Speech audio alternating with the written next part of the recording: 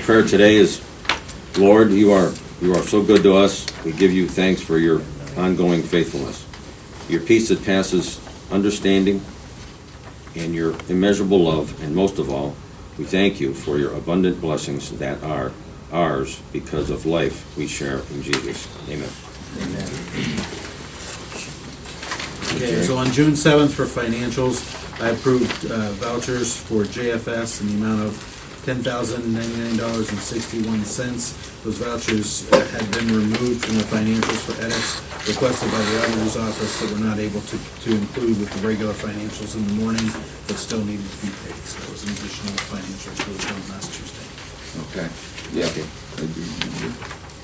And on June 8th, for the Department of Development Building, I approved hiring Doreen Epic to the position of permit supervisor to be effective June 26, 2022, at the rate of $20.86 per hour, grade 10, step 1, with a 1-year probationary period.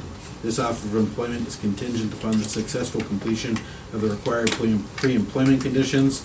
And for the Department of Water Resources, I accepted the resignation of Doreen Epic, Administrative Assistant, to be effective June 25th, 2022, and I granted permission to advertise for the position of Administrative Assistant.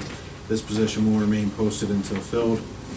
On June 9th, for the Commissioner's Office, I approved and executed a construction agreement between the Geauga County Board of Commissioners and River City Furniture, LLC, RCF Group, for move management vendor for the moving services related to the Geauga County office building in the amount of $220,954.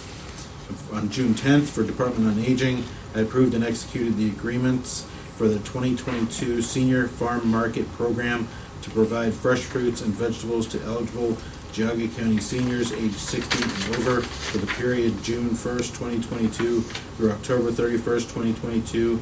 That included D&S Produce, Raymond Byler, Sage's Apples, Jacob J. Kaufman, River Valley Produce, Patterson Farms Incorporated, DBA Patterson Fruit Farm, and Burton Floral. On June 10th, additionally, I approved for maintenance, approved and executed service agreement with Universal Monitoring LLC to perform monitoring services at the county office building located at 12611 Ravenwood Drive, Chardon, for a period of 3 years beginning June 10th, 2022, in the amount not to exceed $10,000. And Department of Water Resources approved hiring Michael Rusnick to the position of Electrician 1 at the rate of $24.55 per hour to be effective June 27, 2022, with a 1-year probationary period. This offer of employment is contingent upon the successful completion of the required pre-employment conditions. Okay, Jerry, real quick, the move payment, so they're under contract now? Yes. Are they gonna be available in this short period of time by the end of the month? Yes. To start, they're ready to go? Yep. Okay, okay. The financial. Well, yeah, The company's ready to go. but they're waiting on us. Yeah. Okay, okay, very good. I'll make the motion. Second. It wasn't, that was just my report. Oh, I'm sorry, Yep. okay. That's all right. Okay, number 3. Yep. Item 3, the Commissioner's Office requesting the Board approve and execute the minutes for the meeting of April 12th. So move. Second. Commissioner Lennon? Yes. Commissioner DeWar? Yes. Item 4, the Commissioner's Office requesting the Board approve and execute the minutes for the meeting of April 26th, 2022. I'll make the motion. Second. Commissioner Lennon? Aye. Commissioner DeWar? Yes. Item 5, the Commissioner's Office requesting the Board approve and execute the minutes for special meeting of April 27th, 2022. Motion. Second. Commissioner Lennon? Aye. Commissioner DeWar? Yes. Financials. This is what I was waiting. Oh, boy. Okay, today's financials include appropriations transfers for the Board of DD and various payroll accounts to consolidate everything back into their non-departmental level, and a supplemental from Board of DD to align appropriations with their board's approved budget. Cash transfers include one from transit, from their operating fund to their capital fund to forward the money for an ODOT grant awarded project, which will be reimbursed after its completion.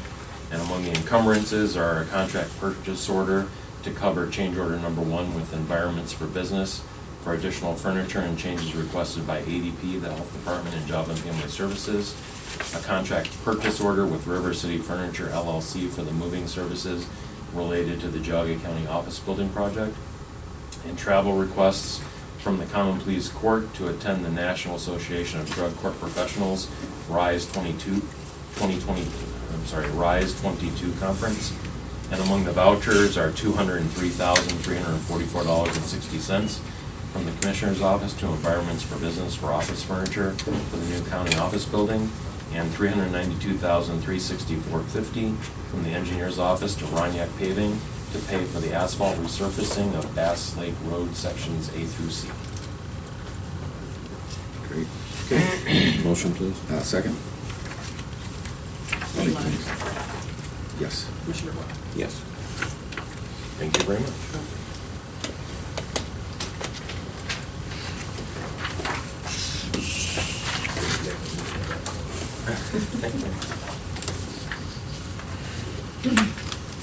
Good morning. Good morning. Hey, good to see you again. Yeah, How you too. been? You remember me? Oh, yeah. We were trying to remember. It's been a last time. while. It has been. Yeah. No, I think it was 2019. I said the 2020, last year when you yeah. were here, and he said, I wasn't here last No. year. Where's your face mask at? Last time you saw it. Yeah. Right. I would have to search for that here. Yeah. Good. So anyway, though, this is Todd Kesserich, obviously, as you know, the Assistant Vice President of Sedgwick, who is our third-party administrator for our workers' comp claims. And he's going to talk today about the group retrospective rating and just how the county is doing as a whole with our programs. Very good. Yep, so in your packet, pull out the information on the left first. So this is executive summary report I put together. I don't want to spend a ton of time on it, but you have a lot of questions about what's in here. But on page 2, there's a chart that shows the frequency of the claim activity, and as you can see from 2017 up to 2019, we're heading in the wrong direction, and then all of a sudden everything starts to move in a very positive direction. 2020, 21 obviously may have driven a little bit by COVID and maybe not working as much. 2022, don't get too excited about that. That's only the first quarter numbers. So hopefully they maintain. The important thing is, you're not seeing lost time claims in 21 or 22, and those numbers have consistently gone down. Those typically are the more costly claims and more challenging claims to try to control. And then the next page, this is a chart that shows the 4-year history of claim costs that go into making up how the Bureau sets your premiums. And you'll see it's hard to avoid 2019 where those costs really spike. Mm-hmm. So the blue column are your actual claim costs, and the gray column is sort of what the Bureau's budgeted for you. Mm-hmm. So you've been well above what's been budgeted. Over those 4 years, there were some pretty challenging claims that occurred in the years 2016 and 15, and they kind of hit that perfect storm. Mhm. However, and we'll go over this in the next packet, it couldn't have happened at a better time because the Bureau was giving back billion back money. In other words, they were giving you back your entire premiums. They gave your 2018 premium back to you, and then they gave you 2019 premium back, so that spiked at the right time. And then in addition to that, the Bureau later in that year also gave you over 300% of what they gave you in 2019. And those numbers are pretty staggering when we take a look at the information. So while it was a pretty bleak time for us to go through and try to control, Turned out good. in hindsight, we probably couldn't have planned it any better. So I would love to figure out how to take credit for that for you, but I haven't reached that level yet. And then, just some payroll history, premium history. You can see your premium is going down, which is a positive thing. The Bureau has been doing a good job of reducing rates for everybody across the state, including public employers.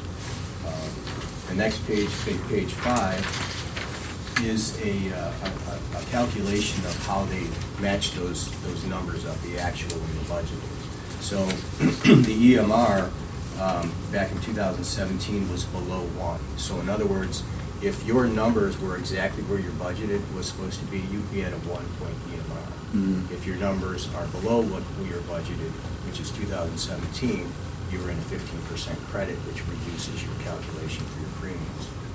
And then as you can see, everything kind of spiked in 2019, again in 21, but we're starting to head back down in the right direction for 2022. And the number that's estimated for 2023 is back into a credit. So hopefully that number holds for us. Okay. So we're finally, we've weathered the storm, and I think we're heading in a good direction. The last page is kind of, excuse me, kind of summarizes some of the, the overall impact of, that we're providing for you. There's a handicap reimbursement, which is like a second injury fund that we dive into and try to find ways to save money. We do attend hearings on your behalf in addition to claims management and providing this type of service. And like I've said in the past, Sedgwick, they do an excellent job with the handicap reimbursement, meaning that they're looking at other factors that could drive up the cost of the claims. And, they're doing that totally on their own when they're looking at especially some problem claims. And they've saved us a lot of money because that comes right off of the claims, cost. And I just Yeah. have to say, you're excellent at the. What that essentially does is it chips away at that actual claim cost number. So if we can go in and get a handicap reimbursement, they'll shave off a percentage of the overall cost of that claim. So anything that we can do to try to reduce that. Right. Okay. Absolutely, thank you. All right, the Good to next, hear. on the right-hand side, just real quick, you guys have been in the group retrospective rating program since 2010. And I identified for you the percentage of savings that the group has come in at, and then the actual rebate amount that came back. So essentially, by getting in the program, you pay your full premiums up front based on how the entire group performs. Will dictate whether you get a rebate back or there's the potential for the group not to perform well collectively and you would owe money back to the Bureau. That hasn't even come close to happening. So as you can see, the savings kind of peaked in 2013 at 42%, but it's been consistently, in the high 20s. I think if you average it out, it's a little over 30% rebate on the premiums that you pay. I totaled everything at the bottom for you. Almost $1.2 million of premiums that you got back for that 2010 to 2017 period. It's a delayed rebate. It takes 4 years essentially for that program, each individual program to conclude. So those are the 2017 was the last year that it actually concluded. You participated in 2018 and 19. But because the Bureau refunded you and all employers 100% of your premium you already paid, they weren't going to give you over and above that. Sure. So what I did is I showed you what that 100% billing back was for 2018 and then 19. And then as I indicated, they gave everybody a little over 300% basically of their 2019 premiums. So in 2020, April, October, December, they almost got $3 million. Okay, very good. So that's quite impressive. Yeah. You are back in the program. We're never stopping in the program. So 20, 21, 22. I showed you the timing of those installments. The first installment for 2020 was issued $113,104. And then the second and third installments will be in the next consecutive years.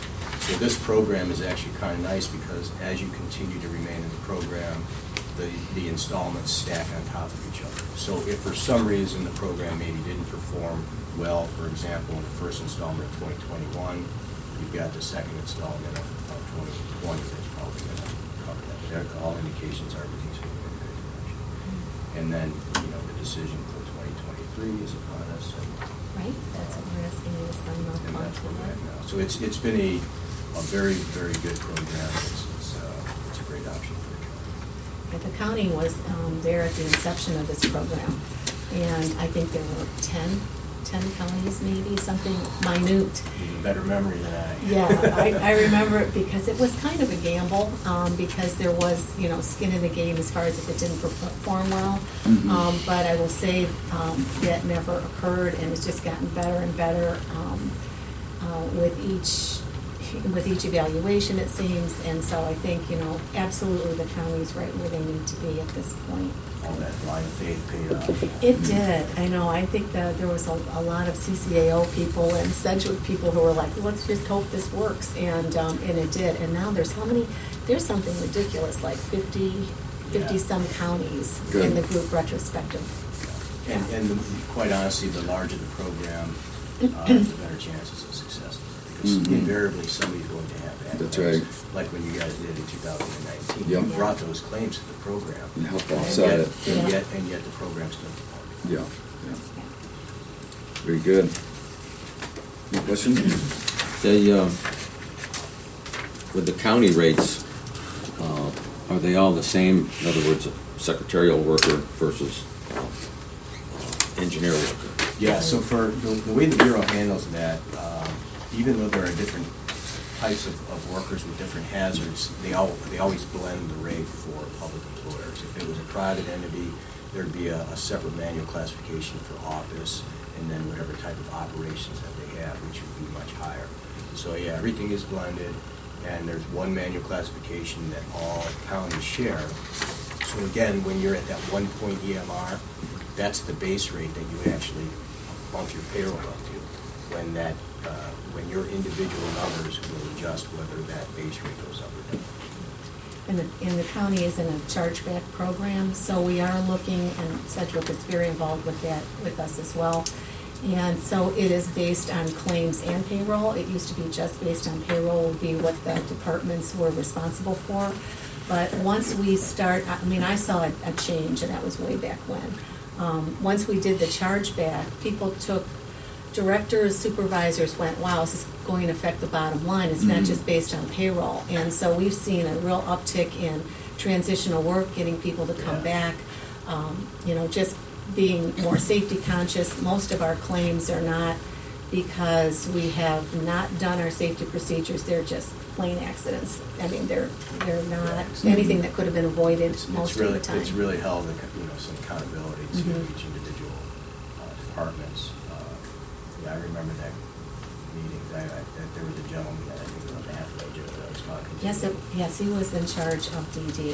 He had my head Isn't spinning. it Gary Fusco? I think that was right. He Yeah. was a smart guy. He was a lot smarter than me on the numbers, and I was trying to explain them to him. I figured it out somehow. He was a nice enough guy. The skin of your teeth. Yeah. Great, So, excellent. Well, thanks for coming in. Yeah. Appreciate it. Great. Number 8 on the agenda is to approve the 2023 Participation. County Commissioners Association of Workers' Compensation Group Retro Rating Plan Agreement, the CCAO Service Corporation. Okay, I'll make the motion. Second? Commissioner Lennon? Yes. Commissioner DeWort? Yes. Great. All right. Okay, Thank you, Commissioner. for another good year. Yeah. Thanks for your time. Yeah.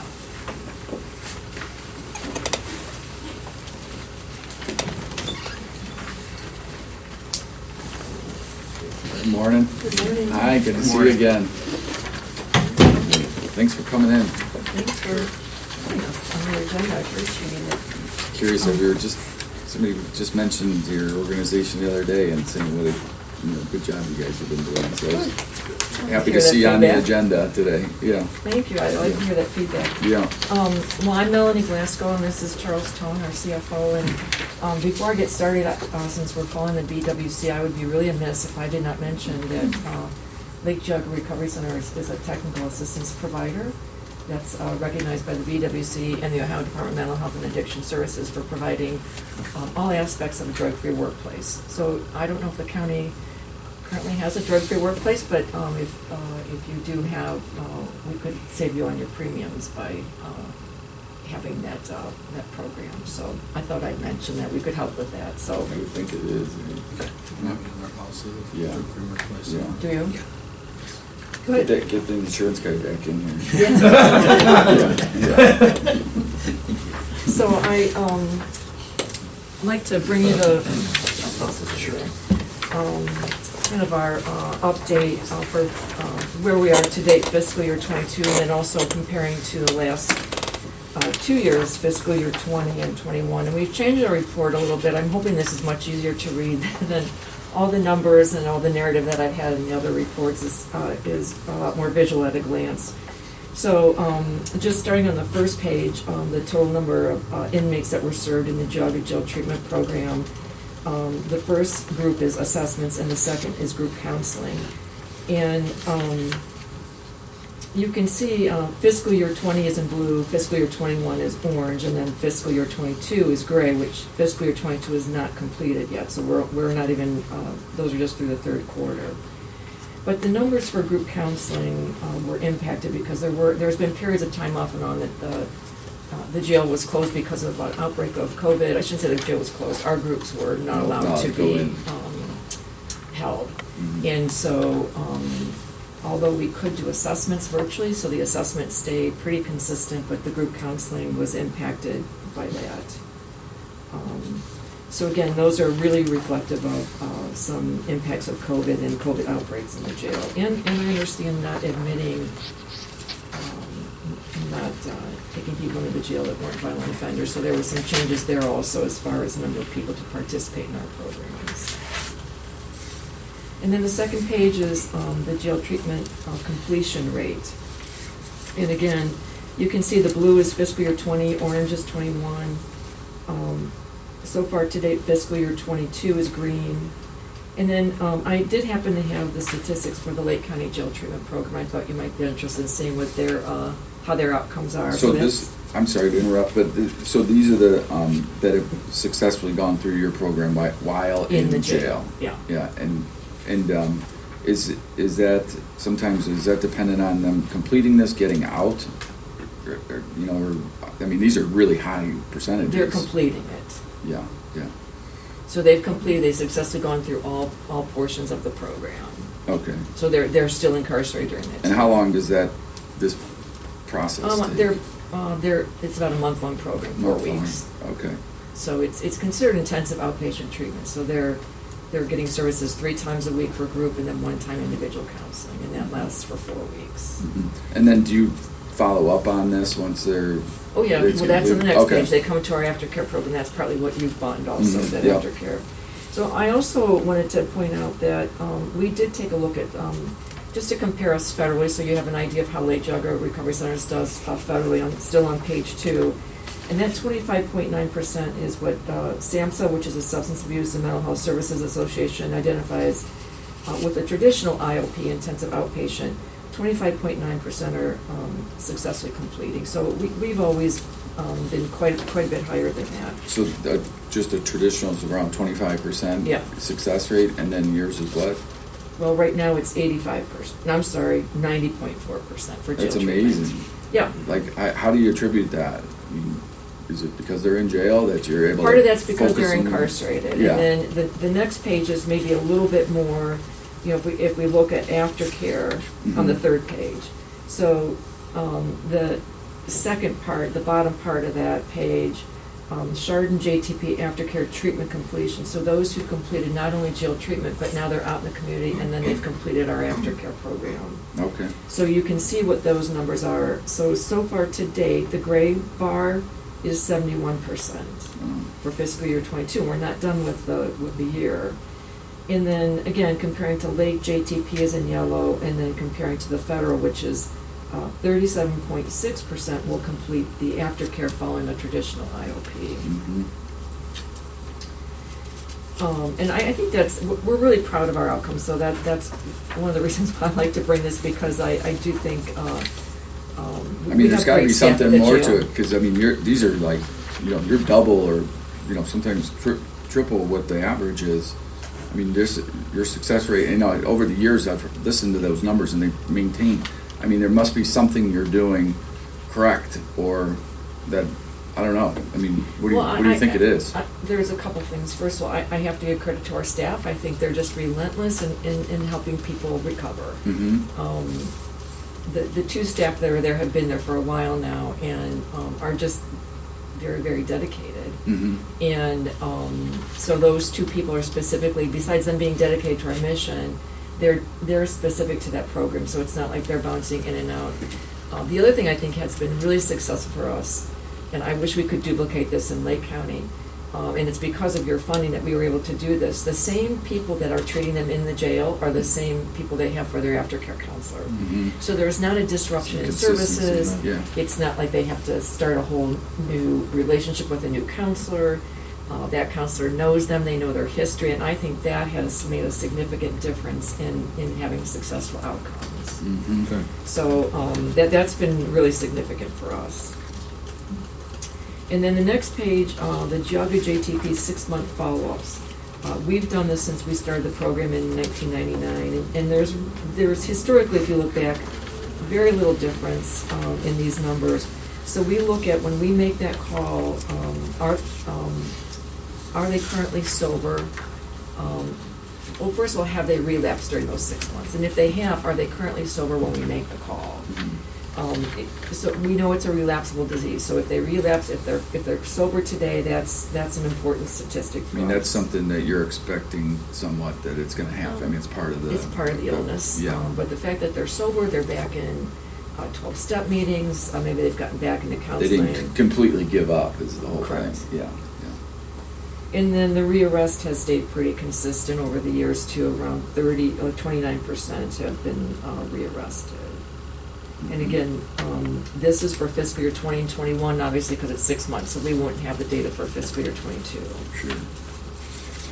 And then the next page, in the past, I've always given you our outcomes for residential treatment because, not always, but often people will leave jail treatment and perhaps be referred, they need more care, so they would be referred to our residential treatment programs. And so, again, these are, going back to fiscal year 20, treatment completion rates, and then comparing it with the national average from SAMHSA. Already we're at 66% for this fiscal year, and again, we still have another quarter to complete that data. The best numbers that I've been able to find, and they haven't changed much federally, nationally, it's usually about a 40 to 44% completion rate, looking at our similar population. And Lake Geauga Center has been consistently higher as far as treatment completion rates than the national average. So real quick, do you know? Yeah, I mean the court program that's being run now. I know the. Do you have any idea the completion rate on those numbers? That Judge Paschke's run? She just had a graduation and I attended. I know you were there, and it was touching. I thought it was very good, and I think It she is. gave those stats. I could maybe look them up Yeah, and get them. I I'd don't be know curious off the to top of see my what head. your numbers are and her numbers, not to compete, but that. Well, we work together, so we You get do? a lot of the clients in drug court that come to our program. Okay, okay. So we work in unison with the drug court. Yeah. Okay, good. And then the next one is, we do a 6-month and 12-month follow-up after residential treatment. And we've also tracked this for many, many years. And then it was really hard to find a national number to benchmark ourselves against, but in the Journal of Psychiatry, you'll see in yellow, at 6-month follow-up after residential treatment, they're indicating a 56% were still sober and enjoying an improved quality of life. So when we're making those calls, we're not just saying, are you sober? We're asking, are you financially self-sustaining? Do you have a safe, sober place to live? Have you experienced any other legal problems? And are you currently in any kind of mental health counseling or aftercare? So we're kind of asking a whole series of questions, not just are you sober? It's just, is your quality of life better? So last year, 6-month follow-up indicated 65.8% were sober and enjoying an improved quality of life compared to the national average, which was 56.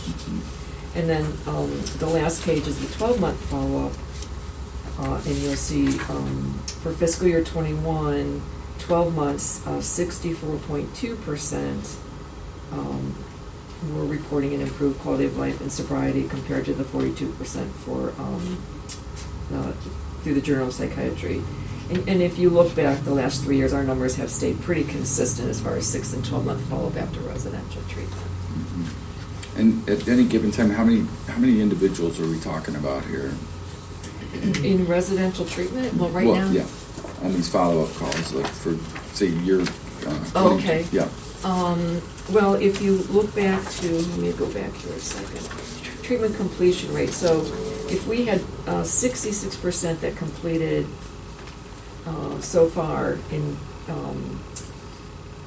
fiscal year '22, so we have, I'm trying to think how many total beds now, because we have 4 locations, we have 64? Yeah, it could be up to Up to 64, but we've not. throughout the year Through that the- that yes. completed. Yeah, Mhm. so it would be 66% who, each program, 3 of the 4 would take maybe 60 people a year. Okay, So that would be 180 a year roughly. The other program is for women with children, and so we may have, 8 women depending on how many children they have. I see. So Okay. that number would vary. okay, very good. But we are grateful for your support. Oh, Like I said, it's made a huge difference for us as far as the success of the jail treatment program and especially the aftercare Yeah, program. quick question, are we able to use the settlement money to help fund a program like this? I would have to look into that, but I would get, my assumption would be yes. Okay. Because it's directly related to the drug Yeah, problem. well, I propose, looking into that, and if we can do that, that's where we should start, putting some of that money. And maybe- Charles is going to present some of the findings. Well, and just, again, to echo, appreciate all the Mhm. past funding support. And as Melanie said, I think the success of the program is pretty attributable to the 2 counselors that we had, very qualified clinicians. So we've had to proactively kind of increase their pay to hold on to them. Costs have gone up slightly in the last year, and just looking at the past funding, it's been very consistent. I think in around June, July of 2017 is when the funding went to $44,150 annually. Mhm. And that's remained the same since then. There was that Yeah, I year, remember 2 you- years ago where it was cut back a little bit. Well, you requested, and we asked you, are you sure you don't need any more last year, and you said, no, we think we're good. So I would just ask if you would be willing to entertain a 5% increase, which rounded off would be approximately $2,208 increase. Yeah. Overall, $46,350. Yeah, I mean, that falls in line with what we did. We didn't give out raises in 1920, right? Yes. The 1 year during COVID. Yeah. So, and then, we kind of caught back up, and in light of, what's going on in the market today, we just recently, the county-wide pay increase of 5% for all the county employees. So, I mean, that falls in line with the, is this money just strictly paying for salaries for these 2 clinicians? Yeah, it's That's it? salaries and benefits. Mhm, mhm.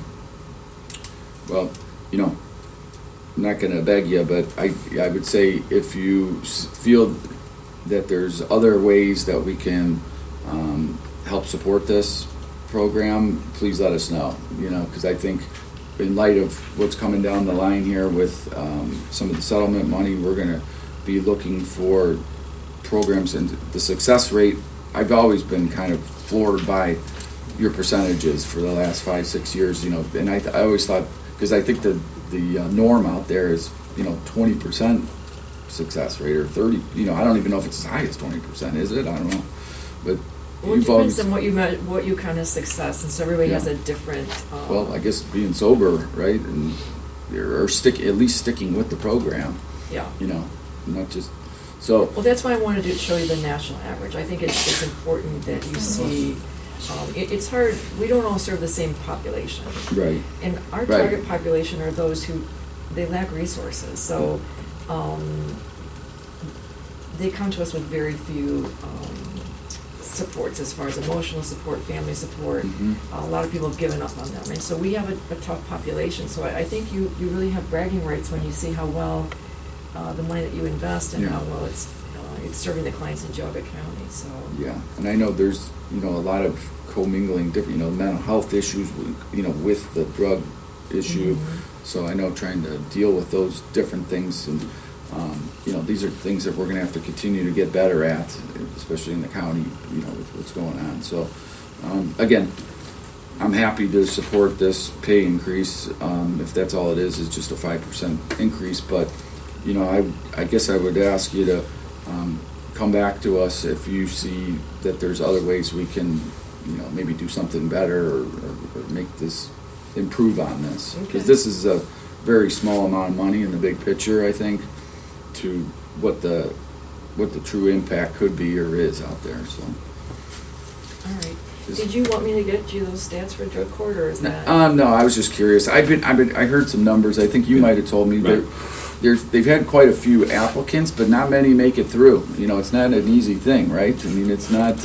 It's a tough challenge. Yeah. The right people are working with the people that have addiction problems. Yeah. And they're out of jail, they're through the New Leaf program, through Carolyn Paskey. Mhm. And I think the success rate is phenomenal. Yeah. Mhm. In Geauga County. Gives another new leaf on life, Yeah. so. Yeah, there's been some comparison with drug courts, so there's been a lot of articles written, and I think that she was realistic when she went into it also. Not all judges are, they think they're gonna have 100% No, success. no, And no. so she was realistic in what to expect, and, so I think she's done a great It's job not with easy. drug court. If it was easy, everybody would be taking that option. Yeah. It It's was, a big it commitment. was very nice. Yeah. At the last graduation, she received the national award, Mhm. 1 of 10 across the country, right here in Geauga County. Yeah, The New Leaf program by, Carolyn Caskey and her staff. yeah. She always It was gives pretty great touching. credit Mhm. to her staff, so. My eyes were wet almost the entire time. It was really a touching ceremony. Yeah. Well, I'm also in favor of the 5% increase for your funding. And, Thank you. make that a motion, and then next week we'll have a resolution. Yeah, we usually do this motion. That's it. We can ask them to do approve the 5% increase, and then you usually send me Right. an I was gonna ask email with about the that. Okay, sure. invoice, and then Adrian usually processes through financials, so Right. if you want to make a motion. I make that motion? Second. Commissioner Lennon? Yes. Commissioner DeBoer? Yes. All right. Thank you very much. Thank you. Appreciate it.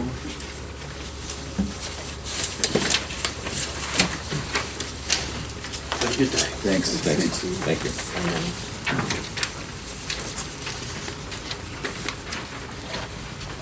Morning, Scott. How are you? Good. Thanks for having me this morning. Sir. We come before you and ask you to accept and execute a standard highway easement for drainage purposes between the Geauga County Commissioners and Eleanor G. Kenny, trustee, for some culvert improvements on Auburn Road between Sherman and State Route 322. Okay. So move. Second? Commissioner Lennon? Aye. Commissioner DeBoer? Yes. That's it. That's it. That's I it. just need some signatures on the easement paperwork and We'll get it we're all to you. set. Yep, Yep. thank you so much. Have a great day. Great. Okay. Mine's gonna be easy too. We'll see about that. Oh, come on. Good morning. Poke the bear. You never know. All right, so item 11, the Department of Development, Community and Economic is requesting the board grant permission to advertise for bids for the Geauga County Department of Aging paratransit van again. So we are going to do a rebid. Unfortunately, we didn't receive any bids. Our first go around, we did issue 2 bid packets, but nothing came back. So. No kidding. Yeah, unfortunately. So this is for grants BF-21-1AZ-1, and it will be held on Wednesday, June 29th, 2022 at 2 o'clock.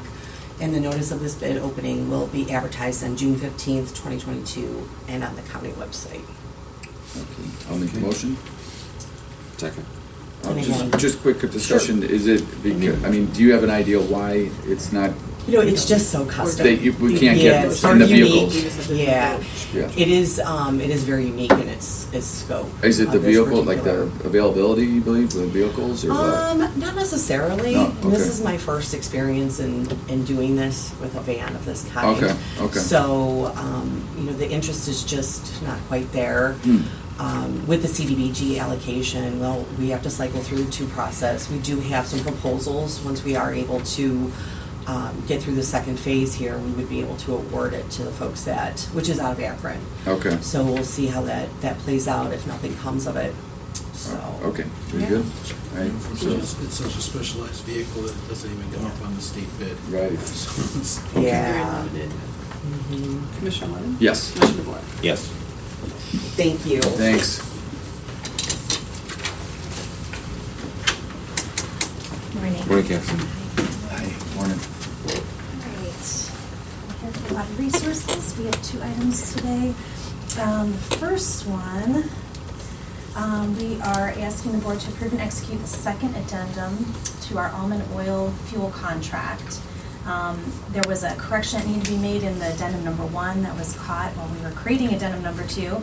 So that's part of it. And then also moving the remaining allocation from year 3 to year 2, and then terminating the contract, making it a 2-year contract instead of a 3-year. Okay. This is really just cleaning up for the cost of fuel has gone up so much that the contract's just not cutting it for what we need. I see. So we want to end it so we can go out to bid again. Okay, very good. So move. Second. Commissioner Lennon? Yes. Commissioner DeBoer? Yes. Okay, and then the other item is asking for approval and to execute an agreement between Board of Commissioners and GPD Group to perform general engineering services in a not-to-exceed amount of $34,291.20. And that is, again, just because we don't have, we have a sanitary engineer, but he's not a full-time sanitary engineer. We don't have an assistant sanitary engineer. And so we have been utilizing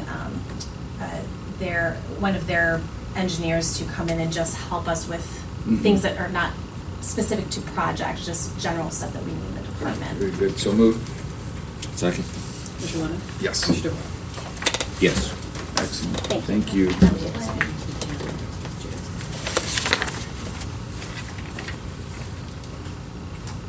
The next item is to request you approve and execute resolution 22-113 honoring Aiden Mann on achieving the rank of Eagle Scout. His project consisted of planning and building with his troop 2 large volleyball pits at the day camp at West Shire Recreation Council Campground located in Chester. Wow, my kid loves Gaga ball. I was like, I had never heard of it until we were at campground last year, and then the kids play it all the time. They love it. He actually completed his Eagle Scout all the way back in October of 19, but with COVID and everything else that To get to his projects. Yes. That's awesome. So, Well, very cool. do we have a motion? So move. Second. Yes. Commissioner Lennon? Commissioner DeBoer? Yes. The next item has to deal with the moving contractor for the building, which is just to accept the payment and performance bonds for River City Furniture. We're submitting with their bid. Okay. So move. Second.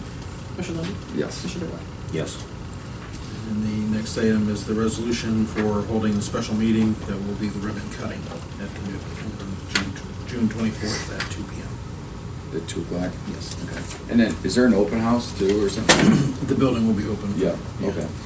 Very good. And are we sending out invites to? I have already sent out invites I sent to Senator Serino and Oh, good. some of the other parties that were involved in the overall project. In the townships? Yes. I'll make that motion. Second. Commissioner Lennon? Yes. Commissioner DeBoer? Yes. Item 17, Department of Job and Family Services, requesting the board move an executive session for purpose of discussing compensation for public employees. So I'll make the motion. We'll have Director Craig Swenson, Jerry, Melissa Parmalee. Lissa. Yeah, okay. Commissioner Lennon? Yes. Commissioner DeBoer? Yes.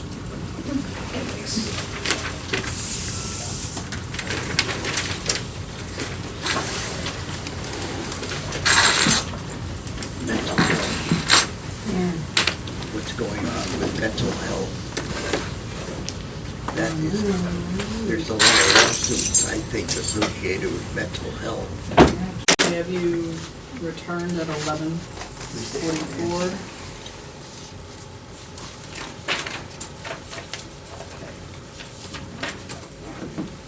The Department of Job and Family Services is requesting the Board of Commissioners approve the recommendation to grant increases in the wages of the employees of Job and Family Services hired prior to January 1st, 2022, by the rate of 5% to be effective commencing with the first day of the 14th pay period of 2022.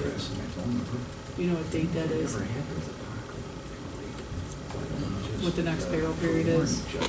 I think it's the 26th. Is that the next one? I think it's the 26th. Yes. Might go by Okay. That's what. So that would my be first name. I go by Dick. June 26th. How they Have a motion? So moved. 440. Second. Mr. Lemon? Yes. Mr. Blair? Yes. 4912. I don't have a cell phone.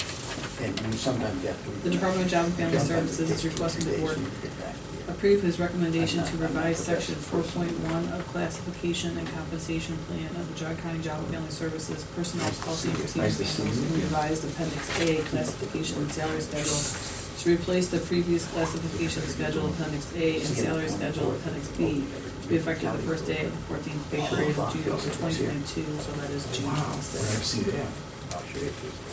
So moved. Second. Mr. Lennon? Yes. Mr. DeVore? Yes.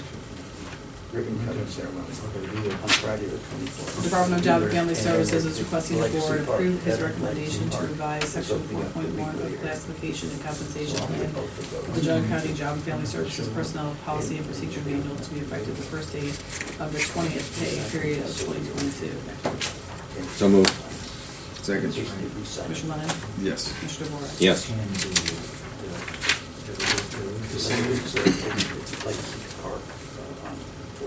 The Department of Job and Family Services is requesting the Board approve the revisions to sections 2.6, 2.13, 4.7, 6.11, 9.3, 10.1 of the Jog County Job and Family Services Personnel Policy and Procedure Manual to be effective June 14th, 2022. So moved. Second. Mr. Lennon? Yes. Mr. DeVore? Yes.